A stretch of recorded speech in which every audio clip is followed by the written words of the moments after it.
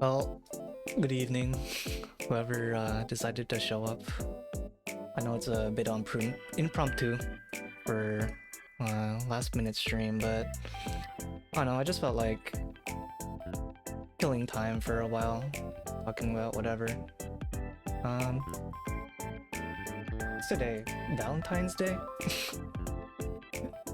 uh, kind of wondering if anyone spent any time together with anyone special, maybe? Or just decided to do whatever.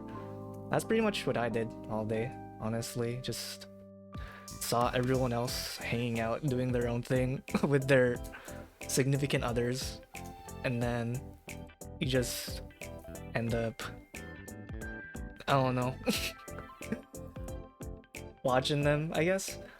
Uh, really, what's there to say about Valentine's Day, I guess? Hmm.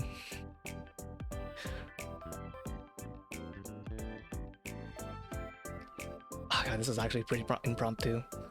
Um, let's see. I'm trying to think about like what games to play recently because I'm actually been pretty stuck in a rut as far as deciding on what to do.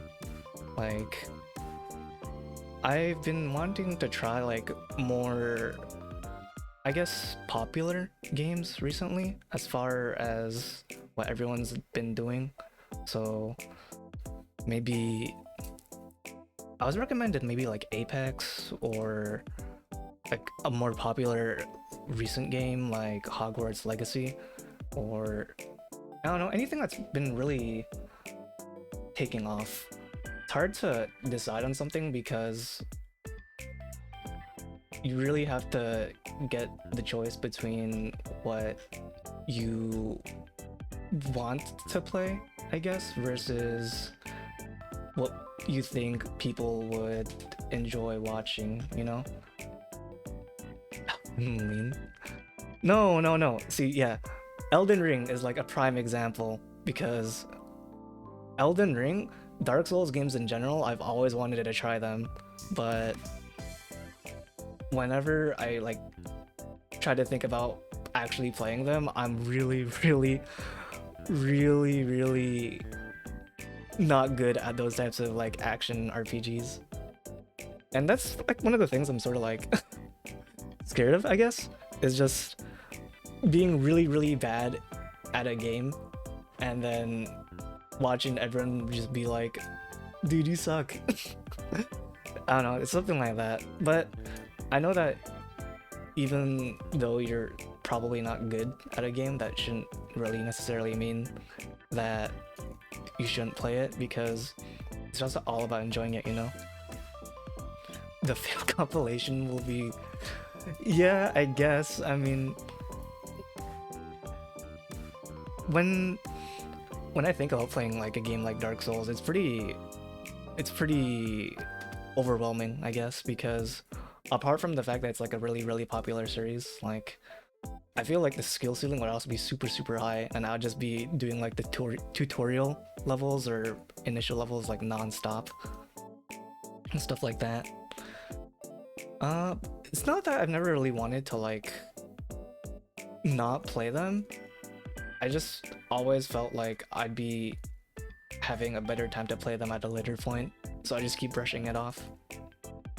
But if I were to ever play like a game that's sort of like Souls-like, do you think Elden Ring would probably be like a good starting point for like those types of Souls games, or should I try out with like maybe Dark Souls, like the initial series? I did actually I used to own a PlayStation 2. PlayStation 2. I used to own a PlayStation. I think it was PlayStation 3. And I had I think I bought Bloodborne, but I never really got around to playing it because I was playing Persona 3 nonstop on my PS3 along with the MLG Call of Duty games. So I'd just be going back and forth on those games. I never really had enough time to play like those types of all the other games I had in my collection.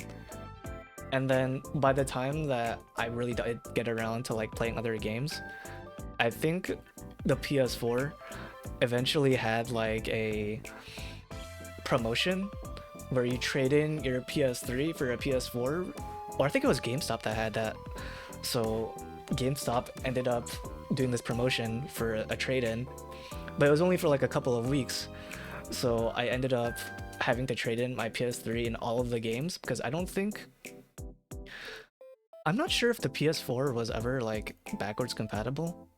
I'm not sure if the early ones were, but I think I ended up trading all my games anyway for a PS4 along with the PS3. So I never ended up getting around to playing Bloodborne or beating Persona 3, even though like I had all these games that I ended up buying for the PlayStation 3.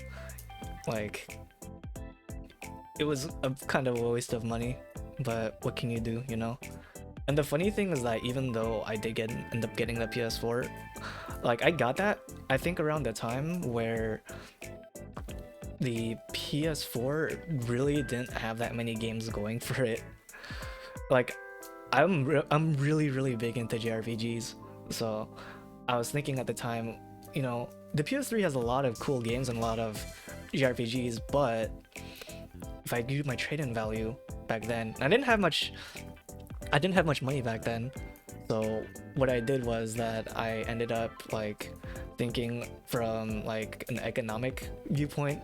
All right, I can play all these PS3 games, but when the PS4 comes out, I can play like all the cool new like JRPGs and other cool games when it finally like gets around to getting those games released. So once near the end of the promotion for GameStop, I had to like trade everything in last minute and never got to beat the rest of those games, including Persona 3, obviously. And then I waited around for a while, but the PS4's library was still so like small that I regretted that decision so badly, because I'm really big into like JRPGs. I love JRPGs. I think the first initial game that I ever played was a JRPG or RPG. I think it was Pokemon on the Game Boy and the Final Fantasy series, but it wasn't like, it's not the mainline Final Fantasy series. I think it was like called Final Fantasy, hold on, let me look this up. It was like Final Fantasy Tactics or something like that. Final Fantasy Game Boy. Final Fantasy Legend. So I don't think that was even like, I don't think that was even an actual Final Fantasy game. Or maybe it was. I think maybe it was like a spin-off or something like that. It was definitely wasn't like one of the traditional ones, but it was one of the few games that sort of like got me into like the RPG genre in general, because back before then, I think that the original games that I played were all like puzzle games and platformers like Tetris and Super Mario, and I never really got big into that. But I don't know, there's just something I like about JRPGs, and sort of like just playing a character and going through this adventure. And I mean, that's the whole point, like, you know, role-playing game. It's just I guess they're just stuck around with me for a long time. The anime yeah, that too, you know. Who was the original, like, I'm trying to think of like who were the original like anime girls that I remember from the really early JRPGs, but I think like they were all pixelated, weren't they? Like the JRPGs for the games back then, like, were all they were all westernized, weren't they? Like, I remember the games that were like advertised and marketed in the like JRPG genres, weren't they all like sort of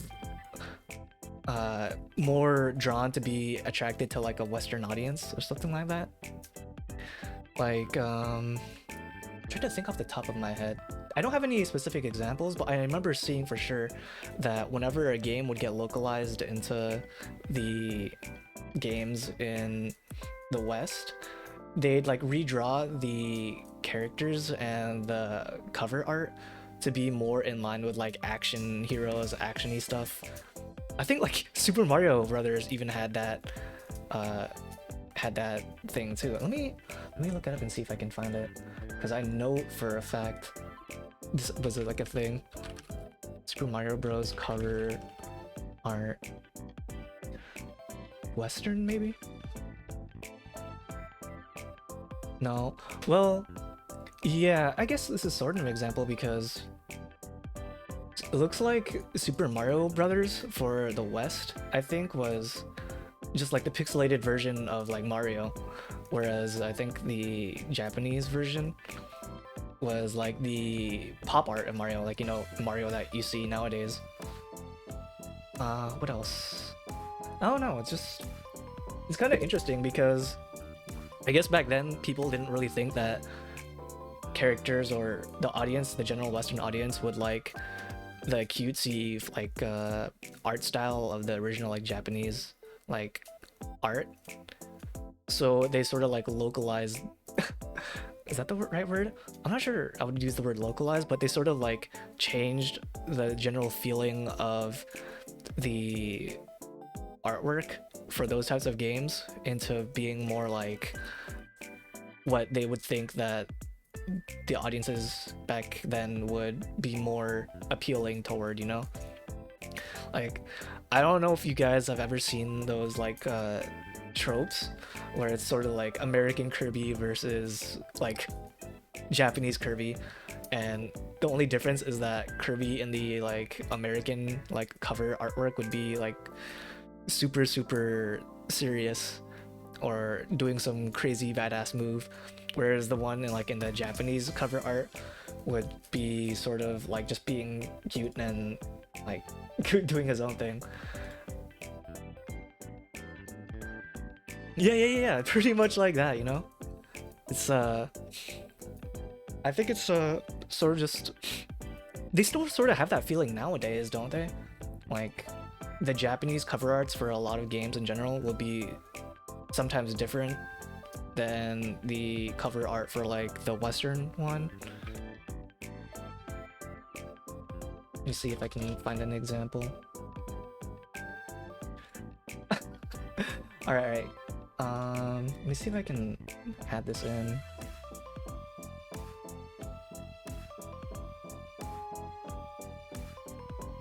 Yeah, I just, the general, like, I don't know what it is between for game companies that think that the Western audience would prefer like a more like badass like version of those characters in a situation like that. I think I might be able to show it. Let me see.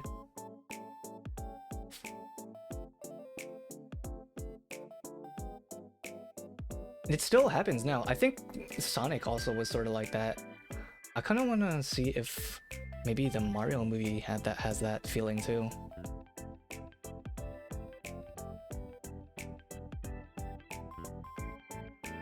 The first Nier game? I've never actually seen seen that before.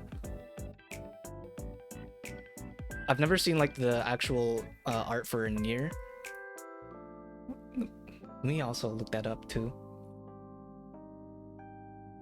Nier, would you put that in for like Nier Western art versus like Japanese art?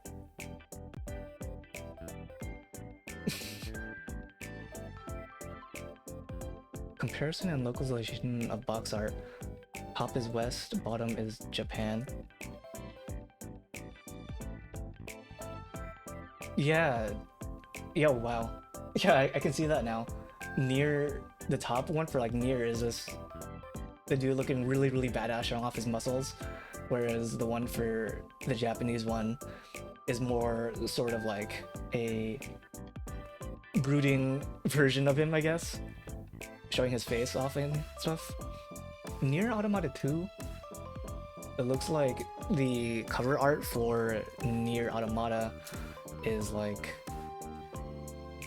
sort of like an action cutscene, I guess, for the American one, whereas the Japanese one has the original like promotion art. I think that was the original promotion art. Let me see if I can bring this up real quick. Yeah. You see this? This is like sort of like the meme. I think just when it comes to localizing in general, the marketers for games in general just have this feeling that people sort of like action versus like I don't even know what you call it. Like, there's no problem with the Japanese one too, so maybe they just think it'd be more actiony. Dragon Guard, I think I'm looking at right now. Dragon Guard 3. It's showing off like this anime girl showing off her assets, whereas the original one for Japanese, Dragoon 3, I'm looking at. It's sort of like a Final Fantasy-esque like logo by itself. Nowadays it's just alt artwork. I mean, that's good that it's just alt artwork, I guess, nowadays, rather than trying to appeal to those types of like what they think the audience likes or wants. They did their marketing research and they found out that people in West can have fun. Yeah, you know, when it comes to Kirby, you have to be super serious when you're playing in the Western part of the world. You can't have fun as Japanese Kirby, that's not allowed, that's illegal. But sometimes they do it for like, you know, more serious reasons. Like, I don't know if you guys ever heard about what happened with Left 4 Dead, or Left 4 Dead 2, I think, for Steam. I think the original Left 4 Dead 2, let me see if I can find it. The original Left 4 Dead 2 logo was, you know, as it is, you know, if you look it up on Steam, it's like the zombified hand reaching up, and it's showing off the 2 digits on their fingers. But if you look it up on the EU version, it's like reversed. So because I think for the EU, apparently showing 2 fingers towards someone is, or 2 fingers away from someone is supposed to be like a gesture of profanity or something like that. So they thought that people would get the wrong idea. So they had to like change around the logo or the cover art, which is kind of funny in a sense. But it's also like, you know, one of those things where it's sort of reasonable why they did that, you know? And I can sort of understand that, but I don't know, a lot of people just tend to change the cover art comparisons just for the sake of changing it because they think that the lowest, well, not the lowest common denominator, just the general audiences in that area will probably be more appealed to that. And I guess that's fine, but I don't know, me personally, I think I prefer like the original like artwork for stuff like that. Like, keep it as it is. I think there's a trope called that. Like, I think I said it, like American Kirby is hardcore, I think it was called on like TV tropes. American Kirby is hardcore.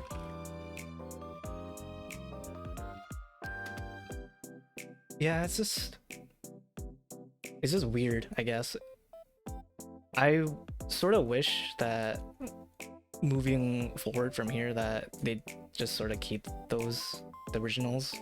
Or like, you know what, didn't they I think I remember, I'm not sure if it was Disgaea that did this, but there was like an option where you could like flip the art of the what's it called, the disc holders or the containers for the discs.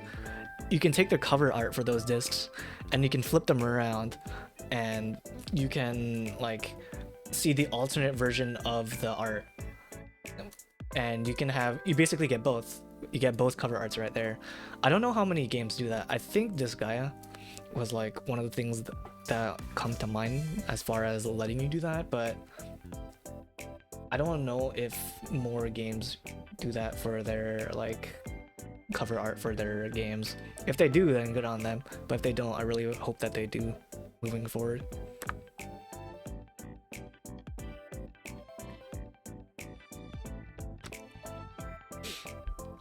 Well, I'm actually reading it right here. So apparently, people think that I guess the that the cutesy versions of the Japanese version or games will look less appealing toward like the general audience because it looks too cutesy, so people think it's like tailored toward kids, I guess. Whereas if you make it look more like edgy, then people will be more open to the idea that's like, oh, this game looks pretty cool rather than cutesy. I guess I can check it out. Which I guess sort of feeds into the idea that, like, you know, people have this general assumption that video games are for kids or just something that you grow out of in general. But, you know, obviously, anyone that's played video games at some point, at any point, will tell you otherwise, that they can appeal to like any demographic. Yeah, I know. I remember hearing about that, and I started remembering that now. Like, the Kirby lore is actually pretty insane. Like, even though Kirby's like super cute and like a puffball and like everything, like his universe is pretty crazy. I think I played I played the N64 version, and I think I played the Game Boy Advance versions. And a lot of them, apart from like, you know, cool exploring all the neat worlds and all the cute aspects of the games, they get pretty dark. Like, I'm trying to remember Meta Knight. If Meta Knight's a good example, that dude is super serious. And like, I really like his character in the Kirby series because he's like one of the characters that really takes everything that happens in Kirby like super seriously.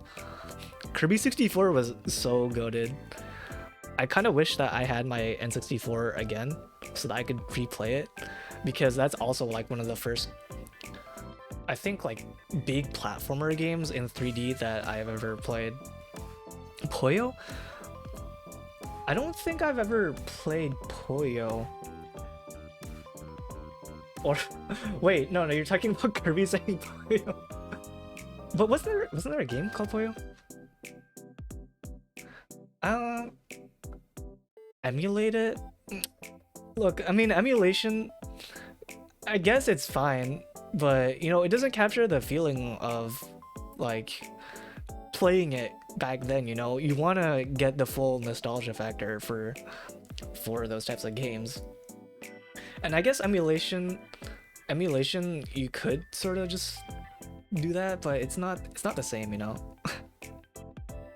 Didn't Kirby in Smash Brothers recently, like, oh, spoilers for Smash Brothers, I guess, if you care about that much, but wasn't he like the only survivor like in Smash Brothers when like the big villain in the world ended up like killing or statuizing everyone, and he was like the only person left? Yeah, I think it was something like that. It was like for Smash Brothers for Switch and 3DS. Like, apparently Kirby was the only one who was fast enough and strong enough to escape from the big bad, so he has to go on the big adventure to like rescue everyone in Smash Brothers. So I guess in that sense, Kirby is more powerful than literally everyone in Smash Brothers. Sakurai's treasured son had to be the lone survivor. Pretty much, yeah. I mean, God, Kirby managed to outlast Mario, Star Fox, Link, Bowser, Ganon, like every single like hero and villain in the Nintendo like universe that's in Smash Brothers, like kicked the bucket.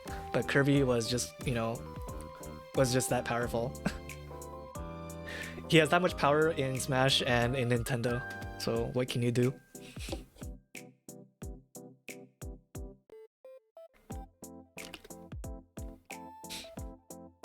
I really haven't like kept up with many of the Kirby games though recently. Doesn't Do they still release games for Kirby like on the 3DS? Or is it mostly just on Switch? Does 3DS even still release games anymore? I remember hearing from someone that the 3DS or handhelds in general don't have much like it's dead. I don't doubt it, but that's kind of sad at the same time because that means in general handheld gaming is pretty much over. Because the 3DS was sort of like the last bastion of handheld gaming, and anyone who's like ever had a handheld console knows like how convenient and nice and comfy it was to like play whenever you wanted. But I guess that's sort of I guess the reason for that would sort of be, yeah, phone games, you know? But it's not the same. Like phone games right now just tend to be so monetized and it's not soulful. The eShop for the 3DS is closing soon. Yeah, it's once that happens, I think it's gonna be over for console gaming, which is really, really, really sad. I really hope that I'm wrong and it'll make a comeback sometime later. I think Nintendo's like the big bastion for like console games in general for people who still enjoy it. What was it? Sony, I think, had the PSP. That was their last handheld game. What else? I don't think Xbox ever had a handheld, right? And they never had anything that competed with Nintendo or Sony. And what was before that? Wasn't there the Sega consoles, right? The Sega consoles had the what was it, the gear? Sorry, my only knowledge of the Sega consoles was from Neptunia, so I'm sort of lacking outside of the memes from that game. I never owned a PSP or PS Vita. I borrowed my friends for a bit, but I know there were a lot of good games for them. So I never knew what was the deal with them on why it sort of just like died. Because there were so many cool games on the PSP. I kind of wanted to like buy one again, just so that for the fact that I could like play those games, especially all like the ported JRPGs, because I don't think most of those ever got ported to Steam or PC in general. They're only ever gonna be released on like on PSP, and I really wanted to like play all those. It's just kind of sad, honestly. And like I said, phone games nowadays, they feel so monetized because it's either going to be that the game will be free and then they'll try to incentivize you into buying like power-ups or shortcuts to progress through the game, and it works, you know. There's a reason why that market model works. It's just people want to play short and sweet game sessions, and if they can get an edge on people, then you know they'll happily drop 5 or 15 or $50 to get, you know, that extra character or extra item toward beating everyone and flexing on them. And you know, there's nothing wrong with that, but you know, I want to play like actual, like more in-depth games. There are some games that have been ported from handhelds and like old consoles, like really old consoles, to phones. I think a few Final Fantasy games and Chrono Trigger and some other games have been ported to the phone, which is fine. But a lot of phone ported games tend to be sort of not that great, as far as like, you know, maybe Square Enix. Square Enix doesn't really do a great job of porting their games anywhere apart from where they released it initially, which is kind of funny. But that said, like their original games too that they release on phone, it's they're pretty. Aren't they just mostly gacha games? Yeah, they're gacha games. And no hate on gacha games. I played a lot of gacha games back in my time. I'm almost tempted to play some right now, but I realized at some point that gacha games are just, you know, you're collecting characters or items to flex on other people, and you can just do the same. I found out that if you save a PNG of a character on your computer and call it a day, it's basically the same thing, and you get to save money. I love gambling for my waifus and spending $25 for a 10 roll and then getting nothing. So then I think I can get another chance and roll it again, and then I'm $2,500 in debt. I think there was actually a guy online, I remember reading, that ended up taking out a second mortgage on his house or taking out a loan just so he could roll more, and then he realized what he did. And I think he was looking for advice on how to tell his family on what to do, and everyone just called him really, really dumb. And he was kind of dumb for doing that, you know? I always wanted to spend 5k on Honkai. In fact, oh god, you know, even recently, like with, what was it called? I forgot what the name of the game was called, but I dropped a certain amount of money in the 3 digits for a game that I was like thinking, oh, this game is pretty cool. I'm gonna support. I was coping with the fact that I was thinking, wow, I'm gonna support this game by, you know, by rolling in the gacha because this game is so cool. So I did it, and I rolled the gacha, and I got nothing, and I immediately regretted it, and I did not play that game afterwards ever since. So I dropped a certain amount of money in the 3-digit category, rolled, didn't get shit, and then and then never played it again. I'm just scared of, like, you know, going into the sunk cost fallacy of that type of mindset. And I think a lot of people sort of have that mindset in general too. They think that because they spent so much like money and time, or both, in a game, that they can't afford to quit that game, which is really, really like an unhealthy mindset, because then you're just going to continue to be stuck in that cycle and continue playing that game. And you know, there's nothing wrong. Okay, look, there's nothing wrong with spending money in a game. That's one. There's also nothing wrong with spending an exorbitant amount of money in a game if you can afford it. Alright, that's if you really like the game, or you like the game mechanics, or you like the game devs, and you want to support it, and you have like the income or the money to do it, that's fine. But you know, if you're taking out loans, if you're spending your entire paycheck on rolling on gacha, or you have this like mindset that because you spend so much money in a game that you feel obligated to play it instead of just like playing it because you enjoy it, then at that point it's time to step back and reevaluate if you still want to play that game at that point. I've known a lot of people who dropped a lot of money into games, and then they ended up staying in those games even though they really didn't like playing those games, because, you know, they said that they spent like thousands of dollars, and if they ended up quitting, then all that time and money would have like gone to waste.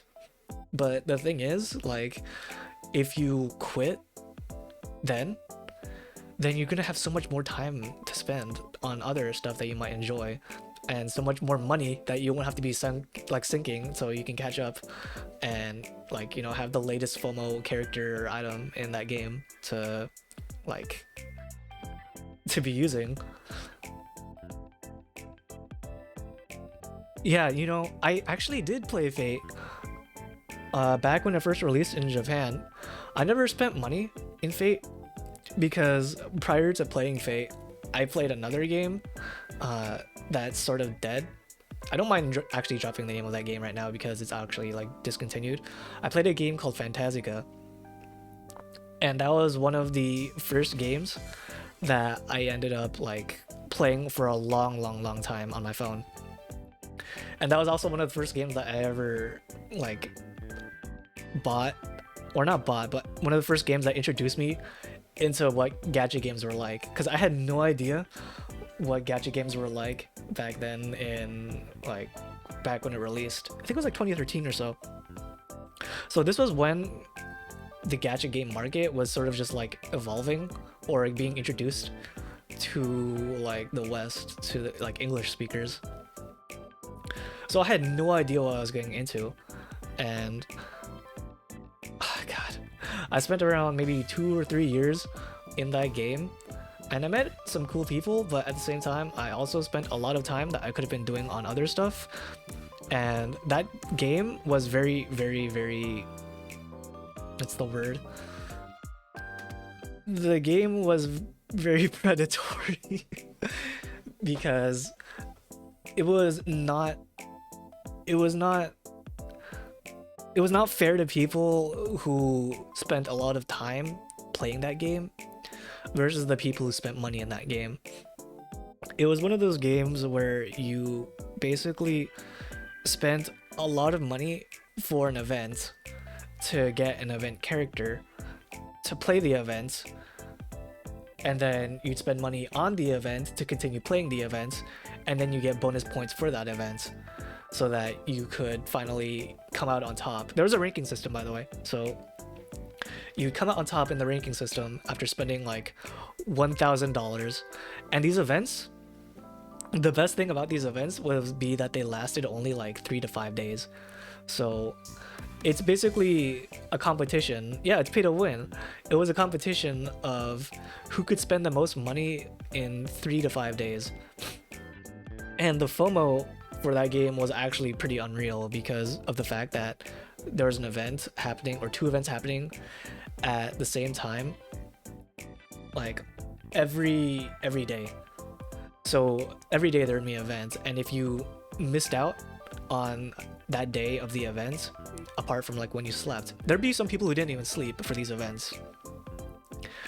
So if you spent all your time in that event, then you'd be able to get like, you know, the reward character, and then people would use that reward character to either flex or use it for the next event upcoming, or they would try to like trade it for other characters in that game because that's what you could do. So me being the early person toward, or introductory person to gacha games, I was thinking, wow, this game's pretty cool, the artwork's pretty nice, the characters look pretty decent, I'm gonna spend some time on it.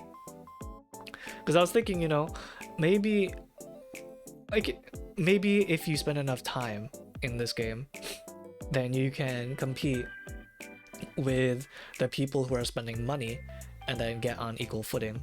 And that was not the case. So I think that game, I ended up quitting 3 years later, and I spent around $500 in that game, looking back on it now, and I didn't have anything to show for it. And that sort of just woke me up toward like, why am I spending so much money on these types of games?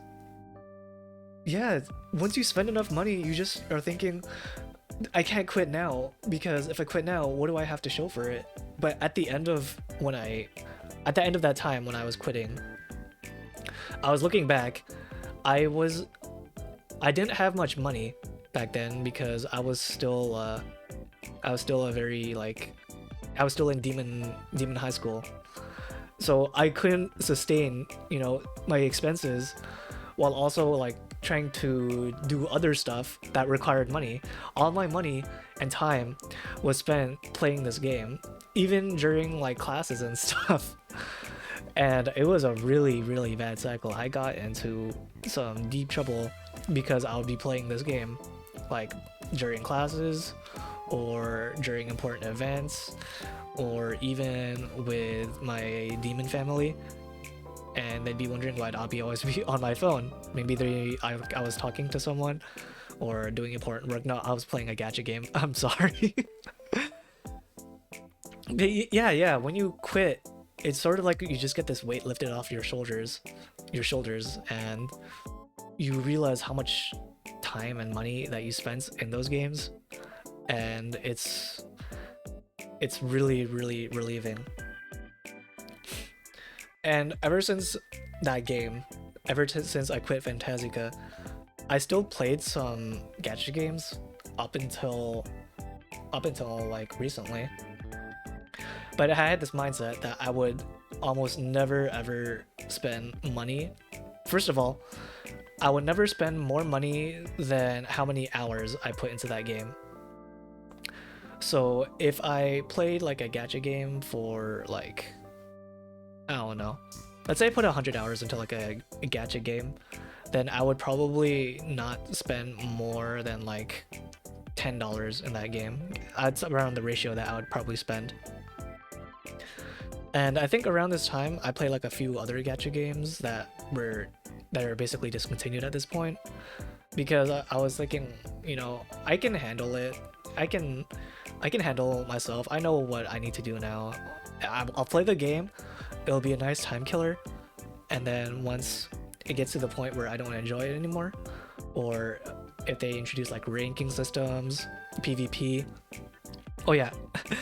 If you see a PvP in any gacha game whatsoever, that's a red flag.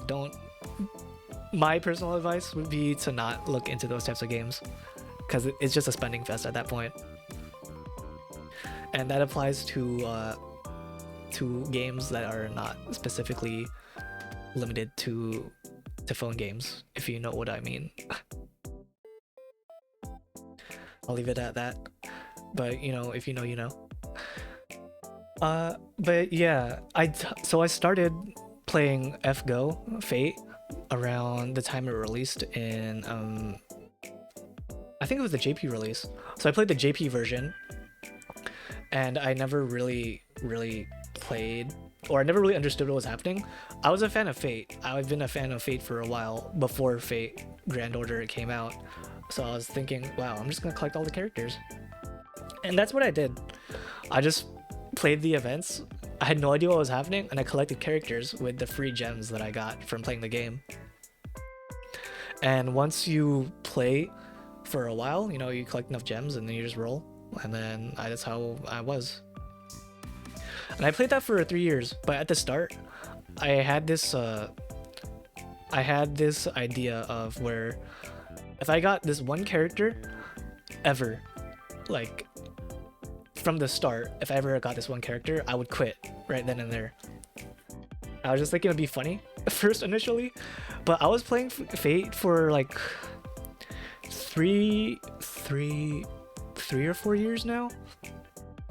Well, not now, but I was playing 3 or 4 years up until that point, and it was a pretty big time sink, and it was fine. But you know, if you don't understand Japanese, then you either have to just like sit through all the cutscenes or skip them, which kind of defeats the purpose of half the game, because then why are you even playing Fate? Fate's like a visual novel. It's very story-based, story-centric. So that part of the game is, you know, you can't enjoy it. So then you enjoy the other part of the game, which is just collecting characters. And I think around the time that I quit, I had like 32 to 35 SSRs, 32 to 35 like 5-star characters. And then once I got my character, I realized how much time I spent in that game. And I didn't dislike my time playing Fate, but when I realized how much of the time I just could have spent like doing something else or playing a game that I actually understood, I really didn't think twice about just like quitting right then and there. My account's probably worth a lot of money, like in terms of how much someone would probably spend to get that amount of characters. So if I ever return to that game, it'd probably still be pretty loaded, but I don't think I ever will.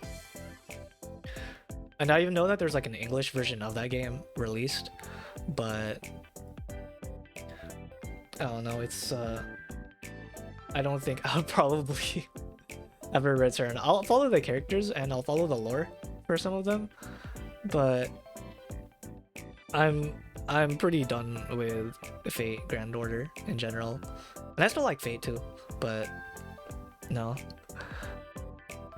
The JP version, yeah, it's just the gameplay was just doing events, skipping everything, and that's it. Upgrading characters, maxing them out.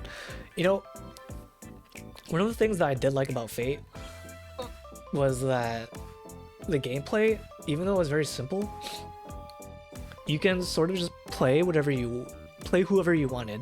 You could have your favorite like characters in their own team, and I don't know if this was intentional or not. It probably was, but the devs made it so that you could like have whatever layout team setup that you wanted, and it was generally beatable with whoever you wanted to like play as. So I think that I even saw a video of someone beating like the entire story with like 1 or 2 star characters just to prove the fact that the game was accessible to anyone who rolled the character that they wanted and wanted to, you know, just play with that character. And I really, really wish that more gacha games do like stuff like that, because it felt really, really nice to just have the character that you wanted and not be tied down to a meta of using certain characters to beat stories or events. Because when it comes to those types of games, gacha games in general, most people are generally rolling for a certain character or characters that they want. But once they get them, it's like a coin toss as to whether they're actually useful or viable, or if they can be used like if they're meta, you know? So I did enjoy that fact, but don't a lot of more recent games in general tend to let you do that now? Like you can sort of power up your like rare characters, your 1-star characters, and get them to like a 5-star or SSR level, and then use them in late game content. Obviously, they won't be as strong as like base 5-star gacha characters, but the fact that you can sort of just use them in general, if you invest enough time and possibly money into them, is pretty nice. Like, I think Girls Frontline maybe lets you sort of do that. Blue Archive lets you do that. Arknights lets you do that. Those types of games. I haven't really touched any of the other like games outside of those, so I'm not really sure how it is. But yeah, I agree. Power creep is really, really bad in a lot of like gacha games, but that's how it stays relevant, you know. There's another game, I don't remember off the top of my head, that's been in circulation since like 2013 or 2014, where they just continually introduce higher and higher rarity characters, which is, I sort of get it, you know. If you don't release new types of mechanics or rarities or characters, then the game will stagnate and then the game will die off. But at the same time, if you like if you have like a character and it gets power creep, then that character basically becomes useless unless you can like somehow upgrade it or level it up or something like that. And I don't really like that, because people get attached to their characters and they don't want it to be like, they don't want it to be replaced with a new meta character that basically makes their character useless, or items in this case, whatever case.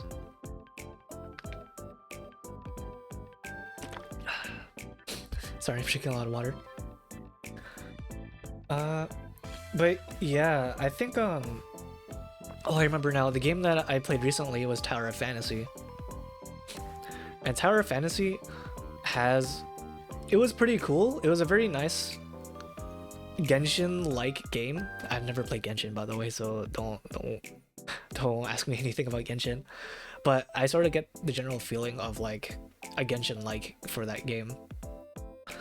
But I saw that there were a lot of characters that were going to be released in like the JP, or is it CN? I think it's a Chinese-based game there were going to be a lot of characters released in the Chinese version of the game that sort of like outclass the characters that you get in NA. So the problem would be that like even if you got a character that you really liked in NA, it would probably get replaced meta-wise for the upcoming characters. And one of the problems with that is that because of the fact that it was released first in a different like area, people would sort of like, what's the word? Theorize? No, what's it called? Something theory? The game was solved basically in a sense. And when a game is solved, or that you know what's coming up for a game, it really takes the fun. Theory crafting, that was it, theory crafting. A lot of people theory craft or prepare like their meta units in general when gadget games come out, because a lot of gadget games they release initially in China or Japan or Korea. So the problem is that when the game is solved, it sort of loses that feeling of like, oh, you know, I really want to check out like all these new characters that like you can sort of experience or experiment and you know, just experiment with, and it loses that feeling, and you lose that general sense of like appeal and wonder of I don't know. I just like I think I like experimenting, and I think a lot of people like experimenting. So when enough people like say, hey, you shouldn't use this character because the meta for the game will start revolving around these characters because this character outclasses everything else that's been released so far, and then because this character outclasses everything else, they have to keep continuously releasing like stronger and stronger characters to match up with the new roster. And then with those characters, they have to release harder and harder or more complicated content to like keep up with that, and then your old base characters sort of like become like not viable or usable. I've never really played Genshin, so I don't know how like it is gameplay wise. I remember seeing that there's like some like elemental or system like that. I don't know much about it apart from whatever people talk about. So if the rates are atrocious, I don't doubt it, considering how big it is. Because if everyone had a certain like SSR character, then you know what's the point of ruling? Didn't Fate Grand Order also have like really bad rates? Getting dupes. Oh no, yeah. What was it called? Ascension system or something like that? The system where you have to continuously get dupes for a character in order to keep powering them up. Constellations it's constellations in Genshin's case.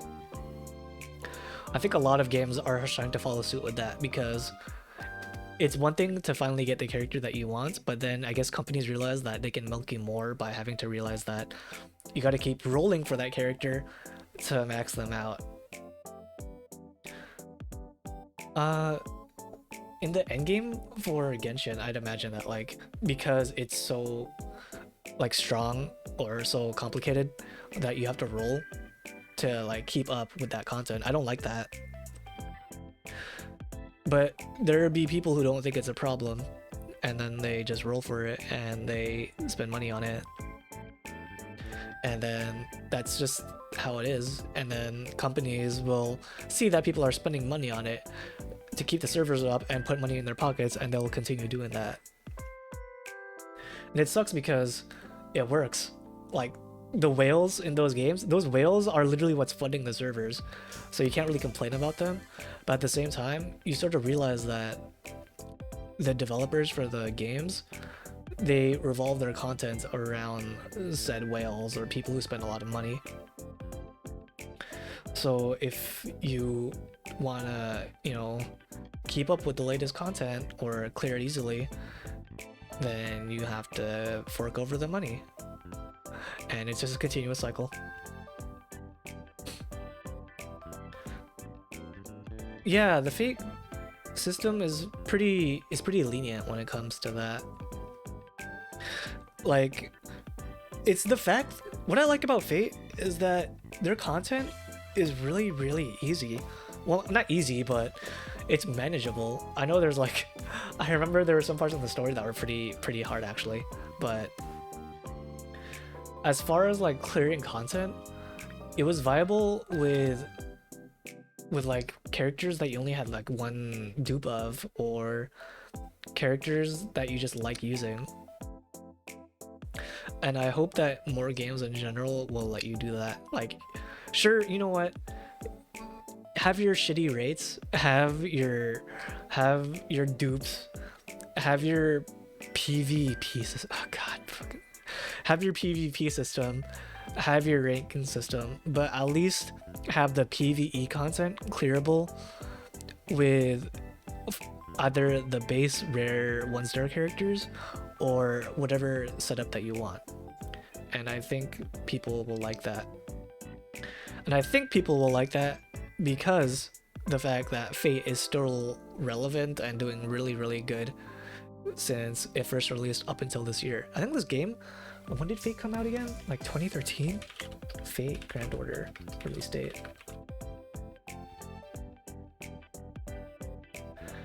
2015. So Fate came out in 2015, and it's been a whole 8 years, or nearing 8 years, sorry. A whole nearly 8 years since it first came out, and it's still going pretty strong. I mean, I'll probably attribute a lot of that to like the fact that it's by Nasu and the branding of Fate itself. But even then, for 8 years, a brand name can only take you so far. So the fact that they're still going strong on mobile phones, mobile game, probably says a lot about like their gameplay, like how their gameplay mechanics, basically. All you need is Herc, yeah. And Herc's still really, really broken, I'm assuming, in Fate, where he just has endless lives. See, stuff like that, where you can just experiment with characters or team setups, and it's clearable. And it's more or less a fact of like how fast you want to clear that content versus being required to use a certain team comp to clear content. I think Girls Frontline sort of suffers from that problem. Even though technically Girls Frontline, you don't really spend money in that game as far as rolling for characters. It's more of like you play the game, you collect materials, and then you get to roll those characters with the materials that you got for playing that game. And I guess because of that fact that those characters, you spend time investment in it, I guess the game has to be hard in that sense. Because if it was easy, then there'd not really be any challenge to that game. Actually, I sort of like that type of model. I wish more games also follow that model, where you get to collect any and all characters that you want just by playing the game. And then they can monetize the game by adding like the option of buying premium currency to roll more, or to buy costumes for those characters, or bond like items or whatever it is. Like that's a really enticing type of way to get people to play that game, because I don't feel like that's predatory in that sense. Because obviously when it comes to gacha games, a lot of people will think that their monetization model is very predatory towards first of all toward kids, because then they'll just spend mom and dad's credit cards, and then mom and dad will get pissed at them. Yeah, doesn't Azure Lane also do that? Because can't you collect materials through playing the game and then craft using those materials? I never played Azure Lane, so I wouldn't know. I played Girls Frontline, but I'm not sure. I guess it explains why. The fact that you can spend a lot of time playing that game to get those 5-star units. I guess those 5-star units can't be like super OP or strong to clear that content then, because then the content becomes meaningless. So you have to spend a lot of time doing team compositions, the meta team compositions, using the time that you spent gathering materials to roll those characters to clear the content. And I guess I can sort of forgive. I guess I can sort of understand Girls Frontline in that sense. Aren't they also releasing a new game too? Like they're releasing 3 games as far as I know. Girls Frontline 2. What else? Codename Bakery Girl and Project Neural whatever. Yeah, the XCOM game looks really, really cool. I want to try it out when it comes out at some point. You have to grind easily. You have to grind easily the gacha currency. Do you mean that the gacha currency is easy to grind? Or are you talking about like how easy it is to grind long-term time investment for Azure Lane? Yeah. I know that Neural came out, but I don't think that's the XCOM version of the game. I saw Neural and it doesn't really appeal to me, I guess. It doesn't look like the type of game gacha that I would enjoy, but I like the character designs, the tactical stuff, and appreciate that. Yeah, I have no idea what Neural Cloud is about. I know that some characters appear from the like other or the original game, but I have no idea what the relation is to that. But if Girls Frontline 2 ever comes out, whenever it comes out, if it comes out, and it has enough interest for me, I might check out the other stuff. There's another sort of gacha game that I've been wanting to check out when it comes out. It's by the people who did Lobotomy Corporation and Library of Ruina. Let me look up what it was called again. Corporation. Limbus Company, I think that was what it was called. Yeah. That game looks pretty cool, but you know, because of the fact that it's inherently a gacha game, that also makes me kind of sad. Because Lobotomy Corporation looks really, really, really cool. I really, really want to play like Lobotomy Corporation at some point on stream. And I've never played Library of Ruina. I want to try that. I know those games are apparently supposed to be really, really, really hard, but I like the idea of like managing SCP style like monsters and stuff. And I know that a lot of people are cool, like super deep into the lore of the game. Yeah, the story. Like the story in general for Lobotomy Corp and Library of Ruina and Limbus Company. I have no idea how Limbus Company will tie in to the entire lore, but we'll see.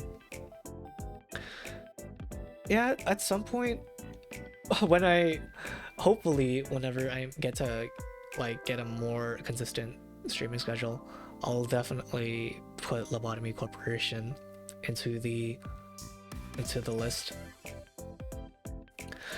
Yeah. I've seen a few people play Lobotomy Corp and it looks really, really, really fun.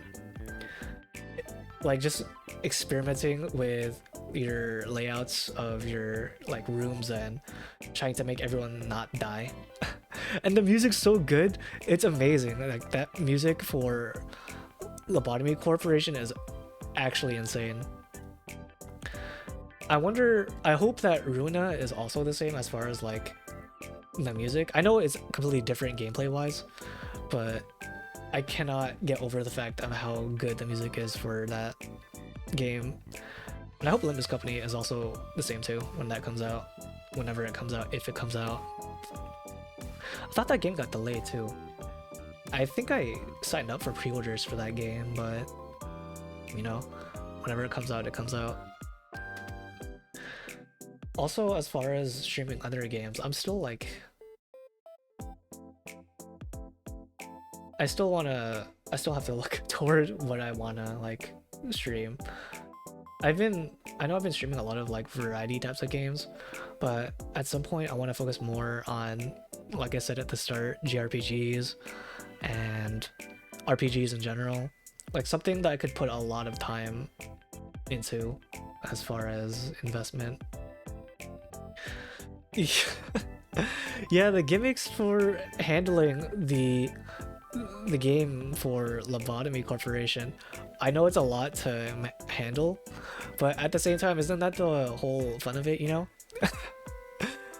Like, when you think you're about to clear the day, I remember seeing someone who thought like they were about to finish a day, and then everything just died instantly because apparently they clicked on the wrong room, and everything just it went to shit.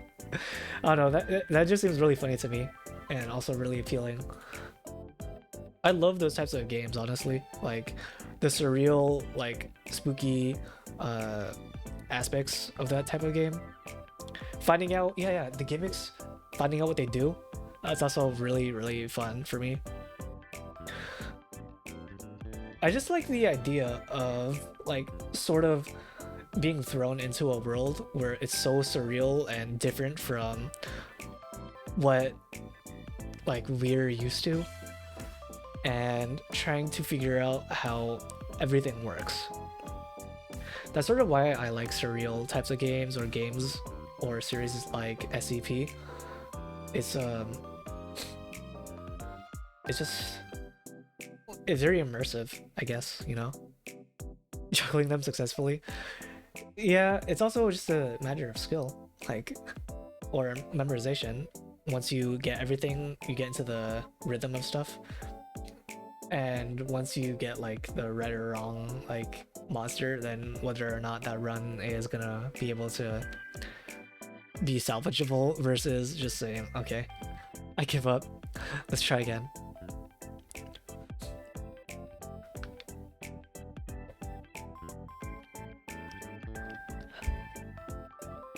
Sorry, I was getting a bit of water.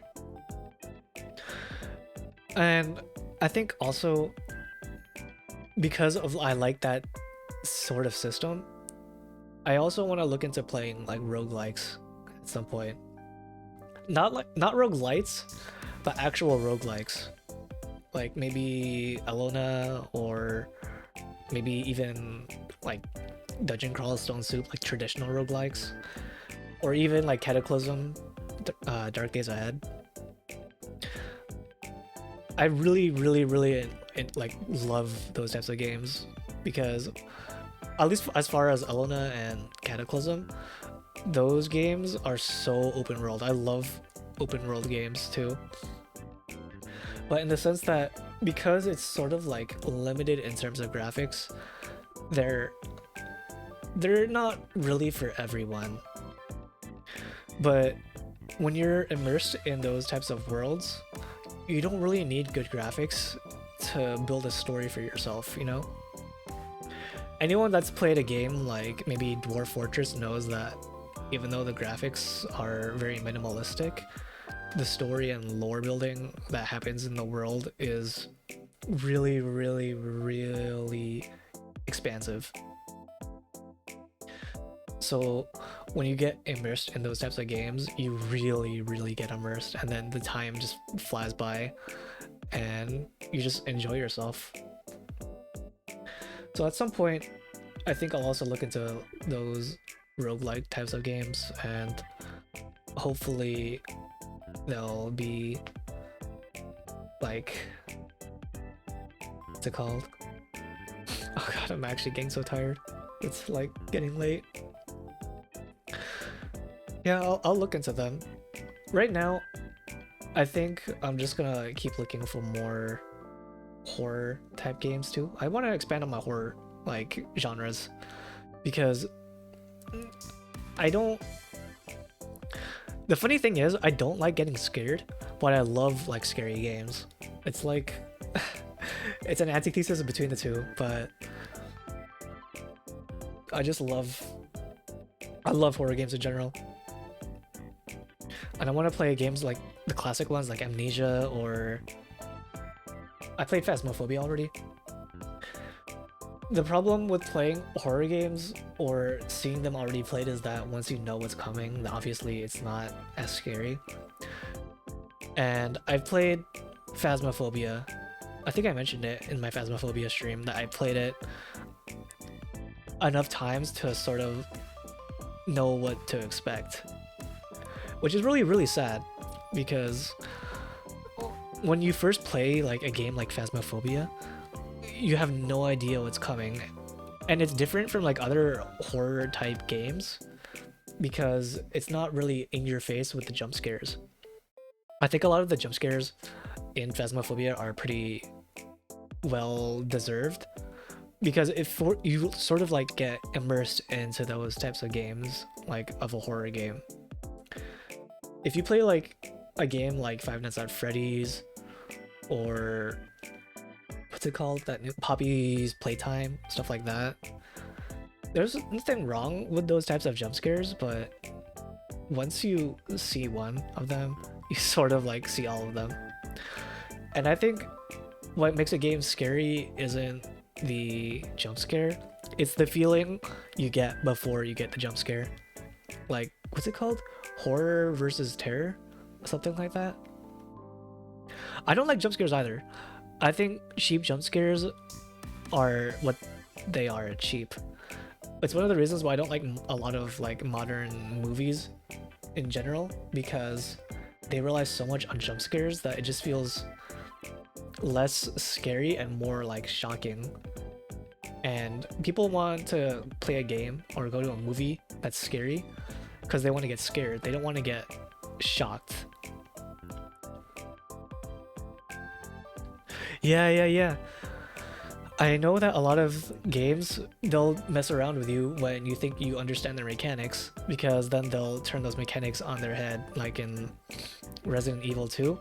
I know some stuff is slightly different than what you like played before, or like it subverts your expectations.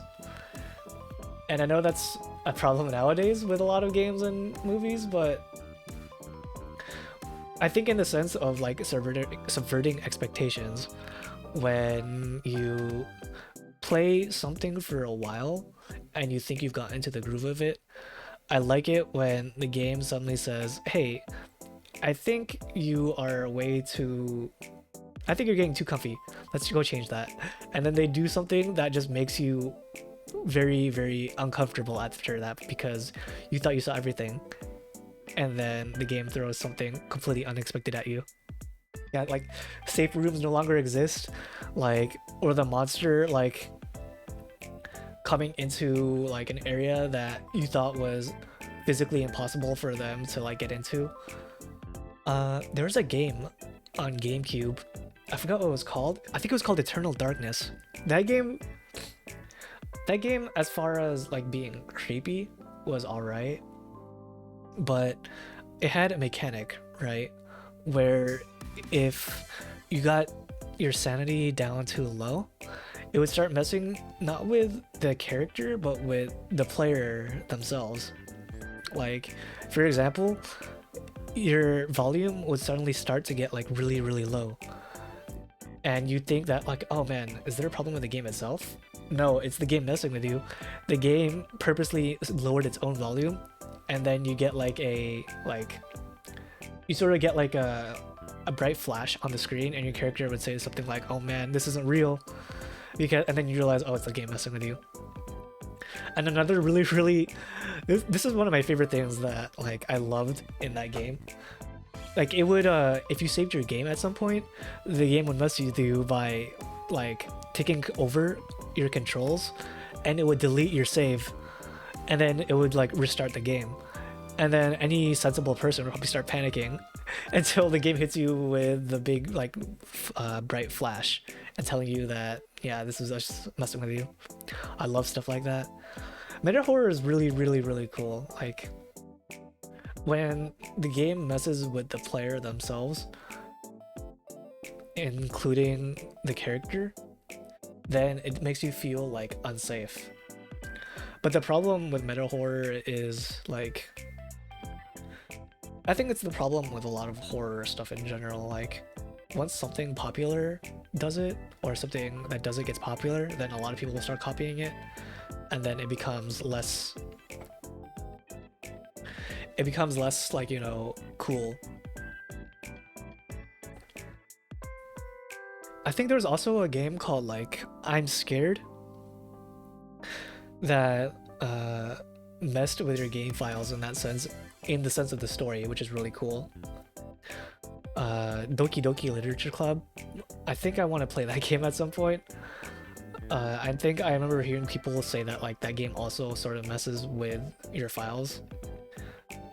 And it's obviously, if it's gonna mess with your files, it should be in the sense of the game itself. It shouldn't actually mess with your files like in a bad way. But games that also break the fourth wall in like a scary sense are also really cool. And it's hard to find like those types of games because I guess people really only ever pay attention to like the AAA horror games that are like traditional, and not many games are out there get well known enough for people to like play them and let other people know about those types of games. And one of the things that I hope to do at some point are playing those games and getting more attention to them so that they get the like audience that it deserves, the discussion, and then it also cycles into like people being interested in that type of genre. And maybe more games will be developed as a result of that type of popularity. Oh, I think I know what you're talking about. Isn't that Welcome to the Game? I heard yeah, I heard that. I think it was Welcome to the Game. There was it's like a horror game, but the dev can mess with your game if you're streaming and you have an internet connection. Like through special events or unique events that would be tailored to you, and no one else like would be able to experience it, which is creepy, which is really creepy and really scary, like in a lot of senses. And I guess we'll leave it at that. But I also think it's really cool where games would let you like log into Twitch or wherever, and the devs would be able to they'd be able to mess with your game. Like I think Cluster Truck devs did that to a lot of people for Twitch. And I sort of like that sense of like having a unique gameplay that no one else would be able to experience. I guess you can sort of get that feeling with like procedurally generated stuff, but I guess it's different, you know, between procedurally generated things and having a game tailored toward you. I think I'm going around in circles. I think I'm really starting to actually ramble here. I want to get a bit more water. I'm also getting a bit sleepy too.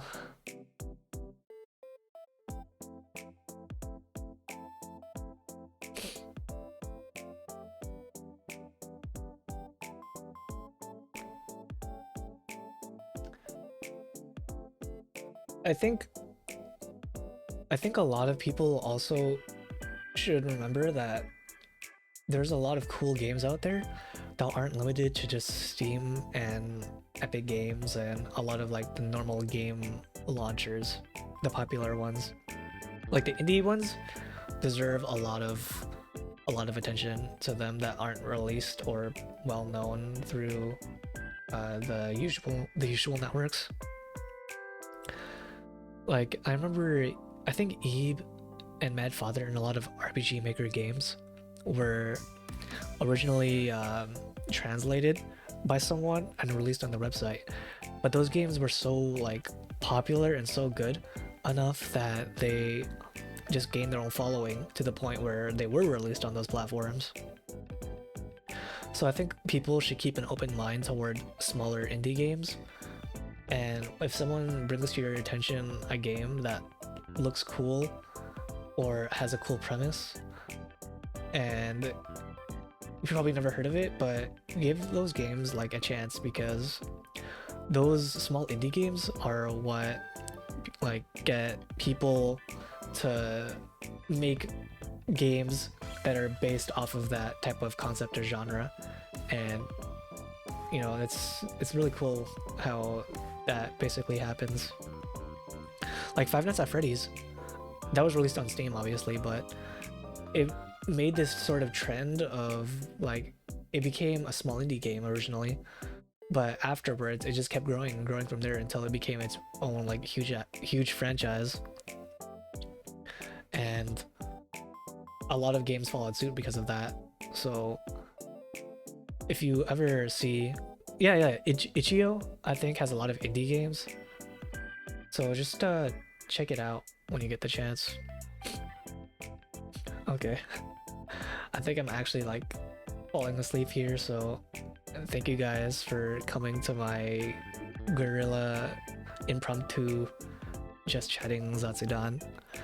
I appreciate like you guys listening to me and coming to chat with me and talking about video games, you know? It was it's a pretty retrospective, or what's it called? Introspective experience to think about what kind of games I want to play in the future.